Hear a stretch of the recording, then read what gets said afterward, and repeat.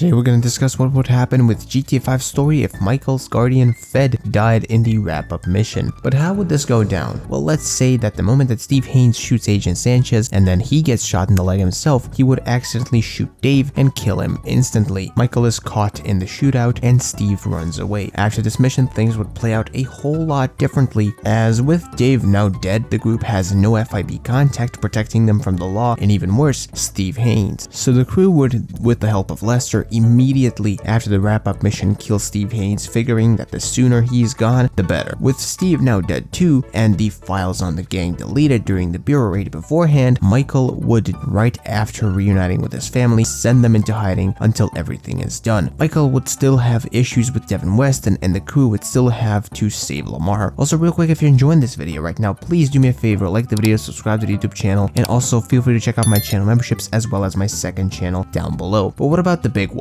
Well, if you think about it, there's not anything stopping the crew from doing the big one. After all, the FIB has no files on them and there's no one to blackmail them. However, there's also no one to protect them. This means that after they do the big score, they would all immediately have to spread out and leave Los Santos and go to completely different sides of the US. And with Lester in charge of the money, the crew would, after one last celebration, say their goodbyes to each other before leaving Los Santos for good. Franklin would go to Vice City, Trevor would go to a rural state, let's say Vermont, Lester would probably be somewhere he could blend in, let's say suburbs of New York, yeah, that sounds good. And Michael, with a new clean record and nothing to be worried about, would with his family maybe go back to North Yankton, feeling like there's no better place to get away from it all and enjoy his retirement than his peaceful hometown of Ludendorff. But what about the other bad guys? Well, for Stretch, it's only a matter of time before he would again set up Lamar and have him killed in one way or another, and with this one, no one would be there to intervene. It's pretty safe to assume that Lamar would be dead shortly after the game ends and after everyone splits up. Devin Weston would be the absolute winner, as he would be able to close and tear down the movie studio without anyone being in the way. The Chinese would also do really good in this reality, as with Trevor gone, they would just take over his business in Blaine County with no problems, which leads me to the conclusion that even though most of our main group is now rich, they wouldn't be able to stay in touch, and I say most of them because, well, rip Lamar. But yeah, it's clear the biggest winners here are the bad guys, especially Devin Weston and Wei Chang, and the biggest loser is definitely, without a doubt, Lamar. And with that said, I want to thank you for watching this video. Leave your thoughts and opinions on this topic, and also leave your what if suggestions down in the comments. Make sure that there are actually some impactful what ifs that will change the story, and until the next video stream, bye bye.